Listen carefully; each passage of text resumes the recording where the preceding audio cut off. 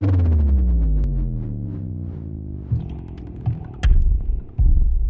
Naudom LT skaitytojai. Tai mano Audi 50 ir tai yra pirmasis Naudom LT projektinis automobilis. Jeigu nežinote, kas yra Audi 50 ir ypač jeigu galvojate, kad tai yra kažkokia pirmojo Golfo versija, būtinai kviečiu pažiūrėti pirmąjį šios serijos video, kur aš trumpai atpasakoju Audi 50 istoriją, taip pat paaiškinu, kodėl pasirinkau būtent šį automobilį pirmoji Naudom LT projektu. O jau šiame video aš papasakosiu konkrečiai apie šį Audi 50, apie jo dabartinę būklę, parodysiu didžiausias jo bėdas ir pabandysiu trumpai pristatyti projekto viziją. Prieš tai būtinai kviečiu užsukti į šio įrašo aprašymą, kur rasti kelis rekomenduojamus straipsnius, taip pat nuorodas į Naudom LT socialinius tinklus ir Naudom LT Contribui. Contribui puslapyje galite tapti Naudom LT ir šio kanalo rėmėjais. Naudom LT yra nuo 2017 veikianti mano straipsnių svetainė, kurioje aš rašau apie techniką ir daiktus. Dalinuosi savo smalsumu apie tai, kaip ir kuo dirba pasaulis.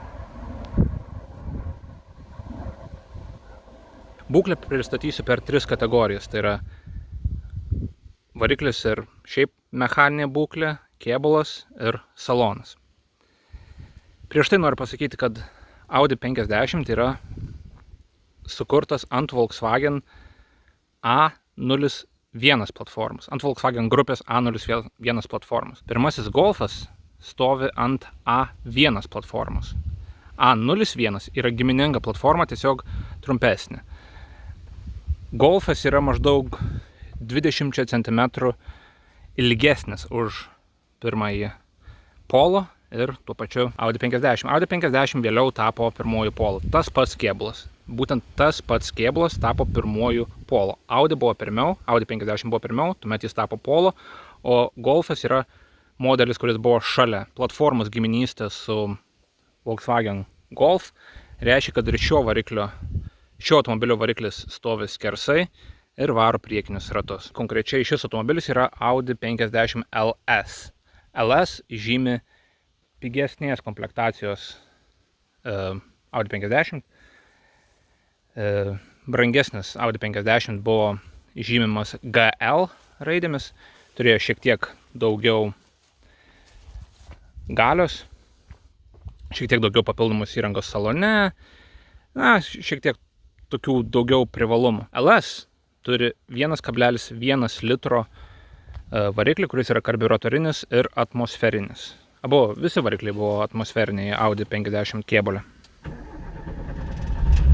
Tas variklis išvysto 37 kW galią, kuri priekiniams ratams yra perduodama per 4 laipsnių mechaninę transmisiją. Tai 37 kW. 37 kW neatrodo daug, bet pats automobilis sveria apie 700 kg, taigi nėra labai daug masės, kurią reikėtų išjudinti, tai tas variklis yra kaip ir pakankamas. Šio automobilio variklio būklė yra pakankamai gera. Jis šiek tiek meta dūmą ir mes kol kas manome, kad tai yra susijęs su nesureguliuotu karbiuratoriumi. Nes tas automobilis kurį laiką stovėjo ir tikriausiai jį reikėtų išvalyti, sureguliuoti ir tuomet ta dūmijimo problema turėtų būti išspręsta. Nes tai yra 50 metų automobilis. Ir paskutinius kelius metus buvo naudojamas labai mažai, tai nėra visiškai jokios abejonės, kad jam reikia priežiūros, jam reikia nuodugnaus išsamaus serviso. Ir būtent tai bus atliekamas iš šio variklio. Neketinu kelti jo galios, neketinu iš šio automobilio daryti karštojo hatchbacko, tiesiog bus atliekamas nuodugnus išsamus automobilio servisas.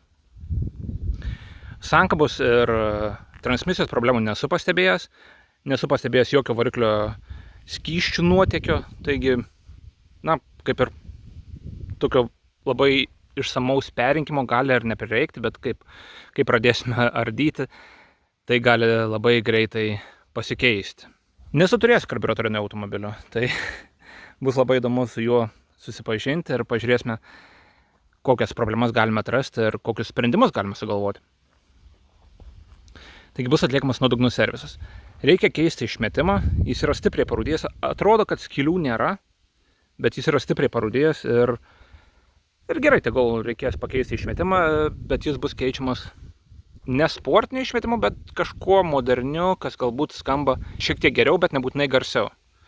Aš tikiuosi, kad suprantate, kad turiu omeny. Neketinu paversti šio automobilio labai garsiu karštuoju hatchbacku ar kažkuo panašaus. Tiesiog garsas bus gražesnis. Nebūtinai garsesnis, nebūtinai stipresnis, bet gražesnis. Variklio skyrius taip pat bus atnaujinamas kosmetiškai. Tai man yra labai svarbu, nes ten yra šiek tiek netvarkos. Turbūt apie mechaninę būklę tiek. Na, tiesa, važiuoklė. Važiuoklė taip pat bus perinkama visiškai iš pagrindų, bus atnaujinamos visos gumos, visos traukės ir panašiai bus pakeistos naujomis.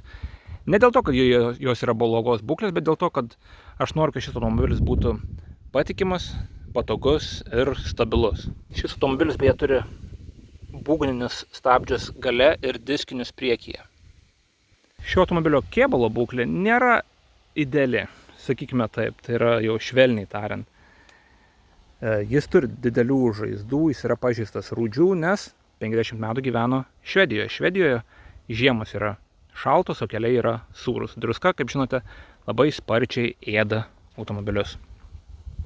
Apžiūrėti šį automobilį, kai ruošiausi jį pirkti, aš vežiausi savo draugą, kuris yra rūdžių specialistas, senų automobilių gydytojas ir man jo nuomonė buvo kritiškai svarbi. Nėra tokio automobilio, kurio neįmanoma atkurti, bet yra automobilių, kuriuos atkurti yra neekonomiška.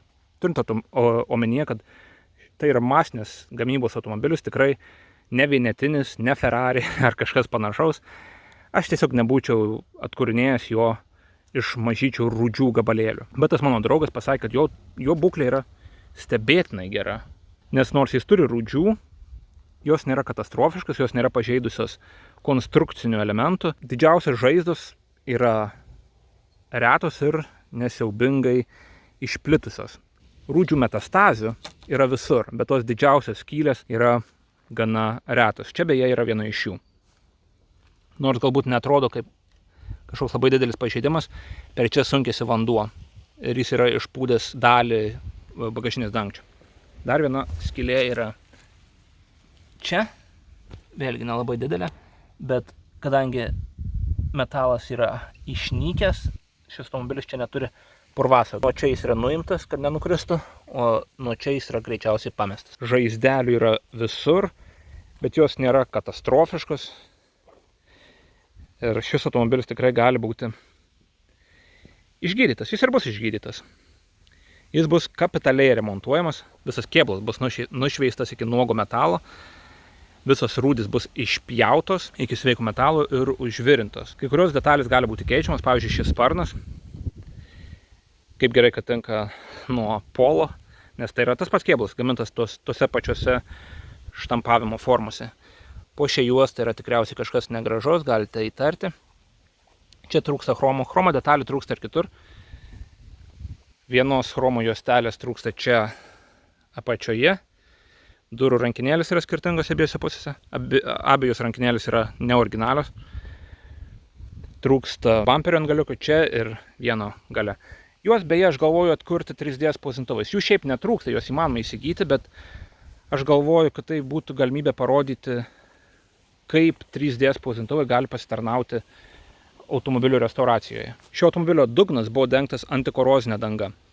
Tai gali būti privalumas, bet gali būti ir trūkumas, nes dažnai antikorozinė danga ne tik apsaugo dugną nuo druskos, bet ir paslėpia rūdis. Šio automobilio salono būklė yra ta pati istorija. Tai yra, jis yra prastos būklės, bet netragiškas. Kiliminė danga yra pakankamai geros būklės. Sėdynės, aišku, yra stipriai išsėdėtos, skylėtos, pratrintos. Yra skylių abiejose priekinėse sėdynėse. Durelių apdaila yra labai geros būklės. Netgi panelė yra nesutrūkinėjus, kai jis dažniausiai nutinka nuo ultravioletinių spindulių.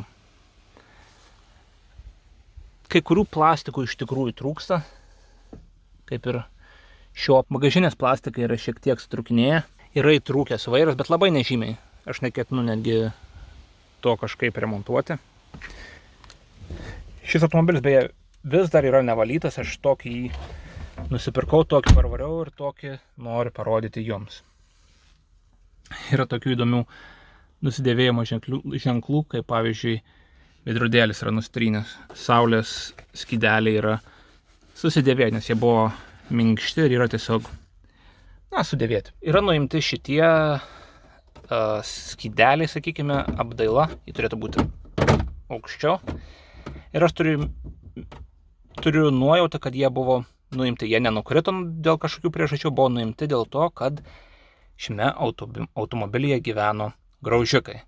Ir kažkas medžiodamas tuos graužikus nuėmė šiuos skydelius, bandydamas rasti jų lizdus. Graužikų žalos aš šiek tiek radau, konkrečiai šioje garso izoliacinėje medžiagoje, bet laidai nėra pragraužti, tai neturiu didelių nusiskundimų. Kaip matote, šis automobilis beveik neturi jokios įrangos. Labai prajuokino žmogus, kuris pardavė man šį automobilį, sakė, kad visa salono elektronika veikia. Kokia elektronika? Šis automobilis neturi radio, neturi elektros lizdo vadinamo cigarečių pridegiklio. Jie buvo siūlomi kaip papildoma įranga. GL versijoje ji buvo standartinė, bet šio automobilio pirkėja, švedė moteris, tokių patogumų matomai nenorėjo.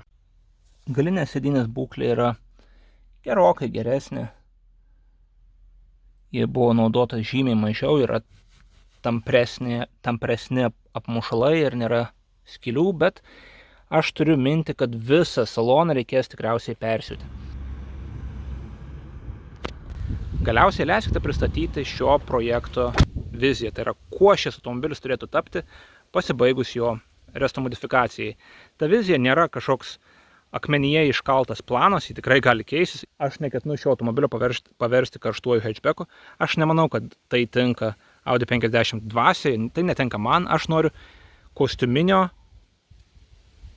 kelioninio Audi 50. Aš iš tikrųjų ketinu su juo leistis į ilgesnės keliones. Aš žinau, kad mažiau automobiliai tam nėra idealiai tinkami, bet šis automobilis jau dabar yra pakankamai patogus ir man patinka jį vairuoti. Kai kurie žmonės jau klausė, kodėl aš nepradėjau jo ardyti. Yra kelios priežastys. Visų pirma, žmogus, kuris remontuos jo kėbulą, yra labai užimtas ir šis automobilis stovi eilėje. Antroji priežastis yra tai, kad man patinka jį vairuoti. Dar yra šiltos dienos, aš nenoriu jo pastatyti kažkur garaže, kur jis bus ardomas. Aš noriu jį vairuoti. Man patinka jį vairuoti. Kai galiausiai jis bus pradėtas ardyti, jis netaps karštuoju hatchbacku. Tai yra, nebus sumontuoti milžiniški ratai, pūstos arkos, spoileris, galingesnis variklis, sportinis išmetimas ir panašiai. Aš to nenoriu. Tai yra labai šabloniška ir tiesiog aš to nenoriu. Didžiausias pokytis iš tikrųjų bus spalva. Noriu pasilikti saloną, aš ketinu jį persiūti arba tikrą, arba dirbtinę odą. Tai priklausys nuo to, kokia yra šita originali medžiaga, nes man atrodo, kad jie yra dirbtinė oda, bet kai kurie žmonės spėlioja, kad galbūt tai yra tikra oda. Man tai panašiau į vinilą. Kokia spalva dera prie žalios? Jeigu domitės klasikinė vyriška mada, žinote, kad žalia spalva klasikinėje vyriškoje madoje dažnai derinama su violetinė. Žinau, violetinė spalva patinka tikrai ne visiems. Kai kurie žmonės sakys, kad tai yra klauno aprangos spalva. Bet violetinė yra giliai įrėžta į vyrišką madą, į klasikinę vyrišką madą. Ir jeigu turėtumėte violetinį kostiumą, jums pasiūlytų jį derinti su, pavyzdžiui, žaliu kaklaraiščiu. Arba atvirkščiai, jeigu turėtumėte žalią kostiumą, jums pasiūlytų jį derinti su kažkokiais violetiniais aksesuarais. Aš tą violetinę spalvą, beje, šiek tiek iš dalies nusižiūrėjau nuo McLaren P1. Tas automobilis buvo pristatytas labai gražios violetinės spalvos ir McLaren apskritai turi kelias gražias violetinės spalvas. Aš tą gilę violetinę spalvą, galima sakyti, išbandžiau dirbtinio intelekto pagalba. Aš paprašiau jį perdažyti šį automobilį ir tas rezultatas man iš tikrųjų patinka. Violetinė spalva išryškina chromo detalės, yra didesnis kontrastas. Tos chromo detalės, man atrodo, yra labai svarbios šio automobilio dizainui. Jos išryškina tas Marcello Gandini pieštas linijas, kurias galbūt ši seno šaldytuvo spalva šiek tiek slepia. Dirbtinis intelektas beje siūlė pasirinkti geltonas lempas, nes jos derėtų prie auksinių ratlankių. Tuos ratlankius aš beje ketinu pasilikti, jie jau nėra originalūs. bet auksiniai ratlankiai, chromo detalės ir gili violetinė spalva su žaliu salonu. Kol kas tai yra projektų vizija. Galbūt tiek. Šį kartą vėl pakviesiu jūs užsukti į šio įrašo aprašymą. Ten rasite visas nuorodas į Nodum LT socialinius tinklus ir Nodum LT Contribui, kur galite tapti šio kanalo ir Nodum LT svetainės rėmėjais. Susitiksime kitoje dalyje, kur galbūt papasakosiu apie tai, kaip šis Audi 50 šiuo metu važiuoja.